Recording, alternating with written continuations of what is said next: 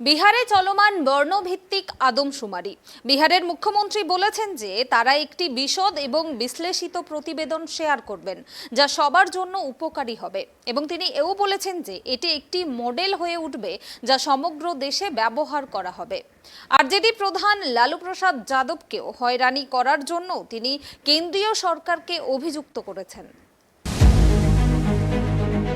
দীর্ঘদিন ধরেই জাতিভিত্তিক জনগণনার দাবি জানিয়েছিলেন বিহারের মুখ্যমন্ত্রী তথা জেডিইউ নেতা নীতিশ কুমার। সেই দাবি মেনে অনেকদিন আগেই শুরু হয়েছে জাতিভিত্তিক জনগণনা।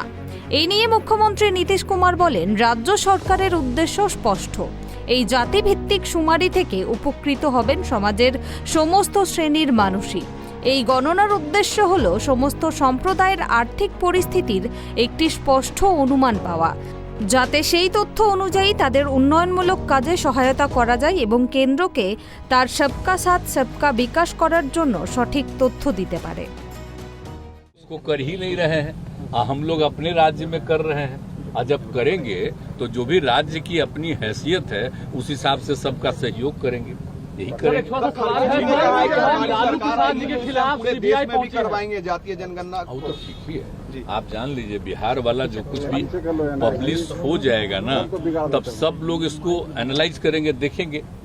उसके बाद कई जगह तो लोग करना ही चाहते हैं, अनेक राज्यों में करना चाहते हैं। तो ये मॉडल अगर बहुत हम इसलिए शुरू से तय कर दिए हैं, तो उसी तरह से ऐसे ही अचानक किसी चीज को घोषित नहीं, हर चीज के साथ घोषित कर दो, तब ना कोई जानेंगे। तो इसी तरह से सब जगह करेंगे तो सबके हित में ना होगा जी। तो वही बात है, तो कोई दिक्कत नहीं, हम लोग को कोई इसी चीज को लेकर के वो तो ऐसे ही बेचारे को तंग कर रहा है। वो तो जानबूझ करके ना तंग करता है। अब देखते नहीं है जो सेंटर में आजकल है वो सबको तंग ही न कर रहे हैं जी। किसी को छोड़ रहा है, सबको तंग कर रहा है, तो छोड़िए ना, सब कोई मतलब। बहुत अच्छा शिक्षक का बहुत अच्छा बहाली हो रहा है।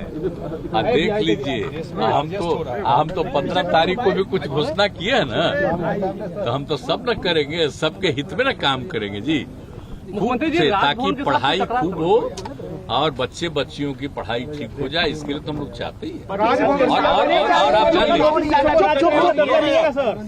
और कोई दिक्कत नहीं है। पहले बीच में जो आ गया था हमारी, तो गवर्नर साहब से भी बात हो गई, तो कोई प्रॉब्लम नहीं है उसमें भी नहीं।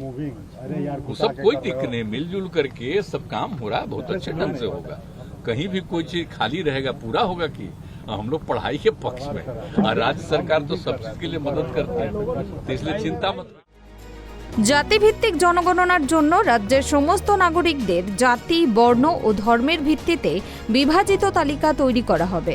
আর জাতিভিত্তিক গণনার জন্য সরকারের 500 কোটি টাকা খরচ হবে। Bureau report, tribe TV.